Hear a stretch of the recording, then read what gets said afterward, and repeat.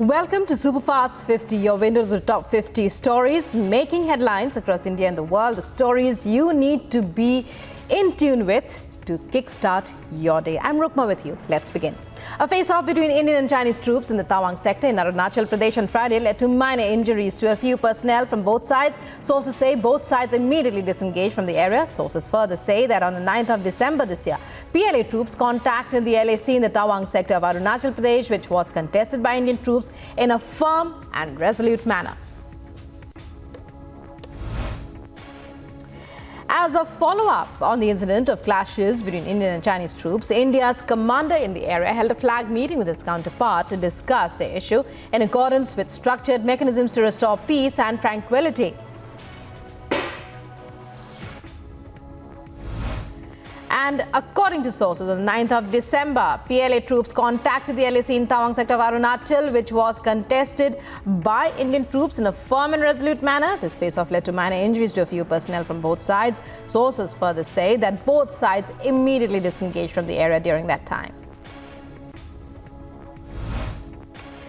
And Indian troops in the area of the face-off in Tawang gave a befitting response to Chinese troops. According to sources, the number of Chinese soldiers injured is more than that of India.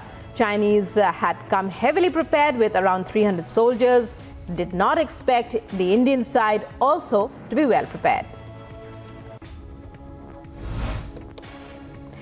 The government on Monday issued an order to ban Pakistan-based OTT platform Vidli TV after the streaming of web series Sevak, The Confessions. Furthermore, the INB ministry issued directions to block off a website, 2 mobile applications for social media accounts and 1 smart TV and Pak-based OTT platform Vidli TV. It had recently released a web series which was found to be detrimental to the national security, sovereignty and integrity of India. And accused in the BIRBHUM violence, Lallan Sheikh committed suicide yesterday. According to sources, Sheikh was in the custody of the CBI in Rampurhat camp office since December 5th, and both the investigating officers were in the court. When he sought leave to go to the washroom, Sheikh was later found hanging. CBI has informed NHRC about the incident, and his judicial process will start soon as per protocol. A senior Congress leader in Madhya Pradesh, Raja Pateria, has made a controversial remark against Prime Minister Narendra Modi, asking people to be prepared to kill Modi to save the constitution and the future of minorities and Dalits. ये Modi election खत्म कर देगा, मोदी धर्म जाति भाषा के आधार पर बांट देगा, दलितों को, वनवासी आदिवासियों को और अल्पसंख्यकों का भावी जीवन खतरे में है। संविधान यदि बचाना है तो मोदी की हत्या करने के लिए तत्पर रहो, हत्या इंदस कराने का काम। After controversy and outrage over his comment, that's Raja Pateria's comment, the Congress leader said that by kill Modi, he meant defeat Modi. In a video statement, Pateria says his comments are being wrongly presented. मेरा कहने का आशय था कि राजनीतिक चुनाव क्षेत्र में उनको पराजित दिला के इस देश का संविधान बचाओ, अल्पसंख्यकों का, दलितों का और आदिवासियों की रक्षा करने के लिए, बेरोजगारी हटाने के लिए मोदी को पराजित करना आवश्यक है। मेरा उद्देश्य हत्या के को लेकर गलत तरीके से पेश किया गया। And even as top leaders of the BJP questioned the Congress over the statement by the Congress leader calling for the killing of Prime Minister Modi, Madhya Pradesh Chief Minister Shivraj Singh Chauhan has said the reality of those who are undertaking the Bharat Jodo Yatra is coming to the fore. Modi ji जनता के दिलों में बसते हैं, संपूर्ण देश की श्रद्धा और आस्था के केंद्र हैं। मैदान में उनसे मुकाबला नहीं कर पाते कांग्रेस के लोग, और इसलिए कांग्रेस के एक नेता मोदी जी की हत्या की बात कर रहे हैं। यह विद्वेष की पराकाष्ठा है, यह घृणा की अति है। कांग्रेस के असली भाव प्रकट हो रहे हैं।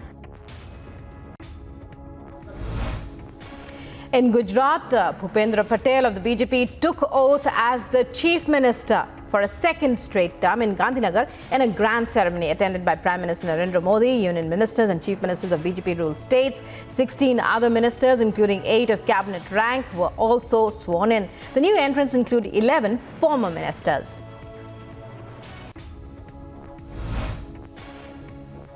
And central government has filed an affidavit responding to Sukesh Chandrasekhar's plea seeking transfer of the jail in which he is being incarcerated in. In an affidavit, the centre has stated that in the report filed through Advocate Rajat Nair, Delhi police have retorted to the threat to life claim of Sukesh, saying that Chandrasekhar's sole aim and intention is to get a transfer from the jail, as he is unable to carry out his crime syndicate from within the premises. And actress NORA FATEHI has filed a defamation case against fellow actor JACQUELINE Fernandez in a Delhi court, claiming she made statements to destroy her career. FATEHI's plea alleges that Fernandez made defamatory implications due to malicious reasons with an intent to destroy her career to further her own interests. FATEHI and Fernandez have both been questioned in the money laundering case of 200 crore rupees filed against alleged conman Sukesh Chandrasekhar. And a Delhi court adjourned by-week hearing in the 200 crore rupees money laundering case against actor JACQUELINE Fernandez and conman Sukesh Chandrasekhar. A special judge, Shalendra Malik, deferred the matter for the 20th of December after being told by the counsel appearing for Fernandez that she is yet to receive a complete copy of the charge sheet and other documents by the ED. Fernandez also appeared before the court during the brief hearing.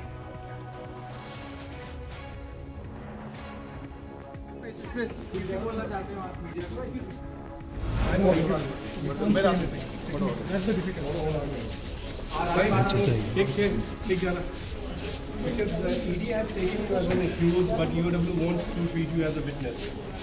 Anything about that? कुछ भी कहना चाहते हैं आप Jacqueline? कुछ भी कहना चाहते हैं? Say anything, Jacqueline. कुछ भी बोलना चाहते हो आप मीडिया को? Excuse me, sir.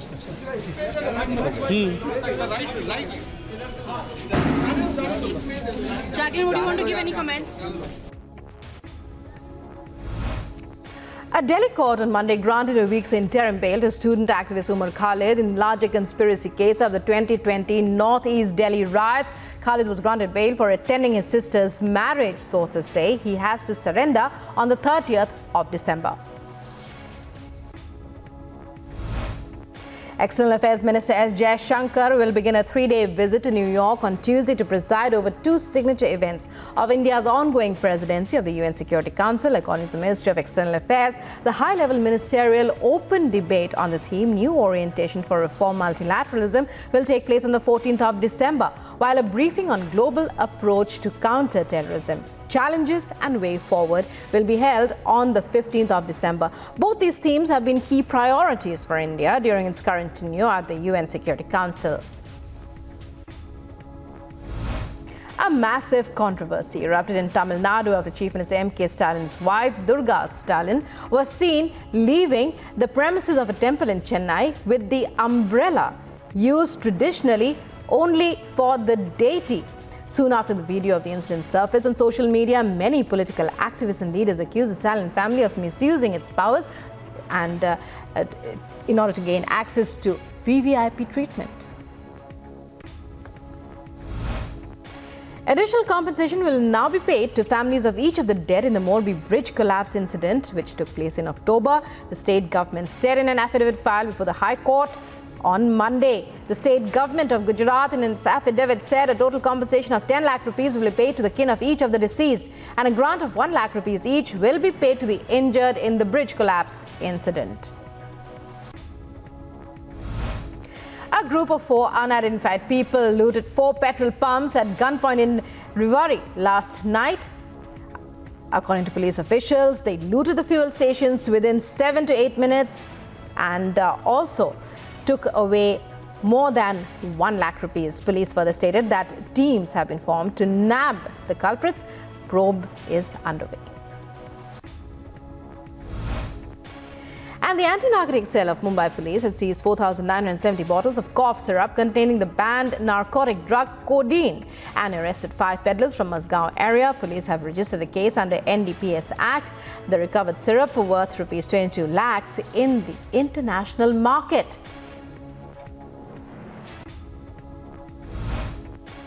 There's a big political fight now after the Mumbai police told the Bombay High Court that it has initiated preliminary inquiries against former Maharashtra Chief Minister Uddhav Thackeray and his family on a complaint about alleged disproportionate assets. The Bombay High Court earlier reserved its order on a public interest litigation seeking a probe by the CBI and the ED against the Thackerays for allegedly amassing wealth disproportionate to their known sources of income.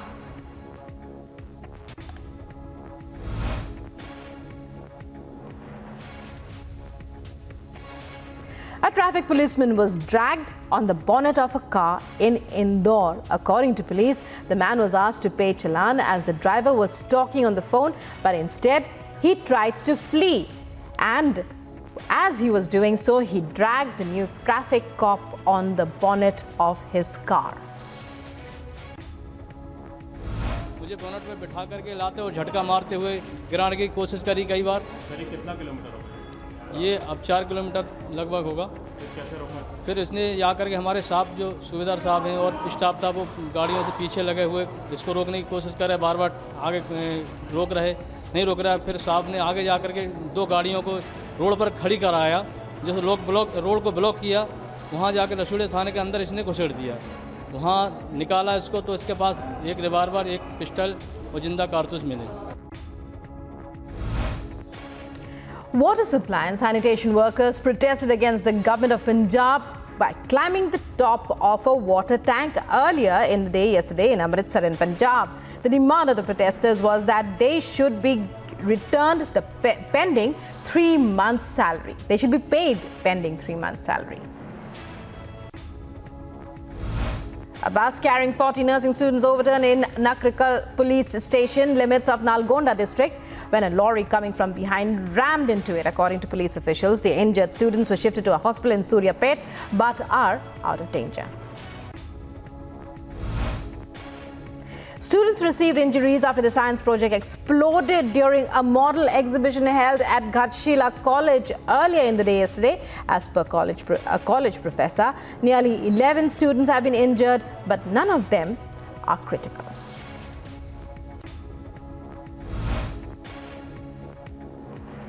Temperatures in Hyderabad and Secunderabad were seen to have dropped significantly, and the intensity of the virus could rise with a rise in asthma cases. According to sources, the number of asthma patients is seeing a steep increase, and children and pregnant women are falling ill. Malaria and typhoid cases are also on the rise here. There is a lot of change in the weather. There is still some rain is going on in Hyderabad, Secunderabad, and the temperature falls very shortly and very dramatically, around 10 degrees. If you go to Adilabad district, it is maximum touching on 4 degrees. During this season, winter season, very cold season, sometimes virus may be flare up and the virus may be increases in intensity. So public should take precautions.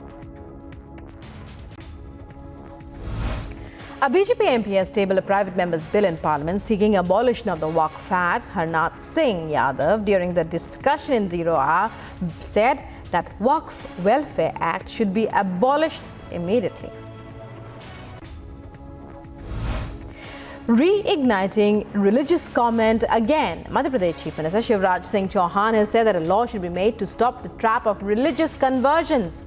He further added that the Gram Sabha should be given the right to return land to the real owner if it was being taken in a wrong manner or through marrying someone by laying a trap. Maharashtra Governor Bhagat Singh Koshyari has written to Union Home Minister Amit Shah. Bhagat Singh Koshyari has said that he does not wish to continue in active politics as he is facing cheap politics. Koshyari further sought guidance from the Home Minister as to his future course of action.